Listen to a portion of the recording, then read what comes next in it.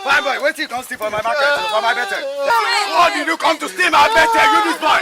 Fine boy like you, come steal for my better. Who are you? Who be you said you come from here? Who are you? What did you tell them? Why did you come steal my better? You come my better, come and steal. You come steal. I know you come to steal. I want you. You? What did you do? Look at me, look at me. I hear you back there.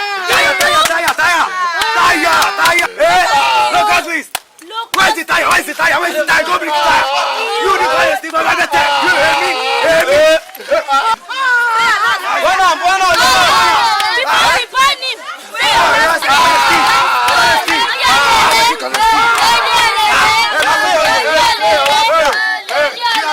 Do you have any last prayer? Just say your last prayer like that. Say your last prayer.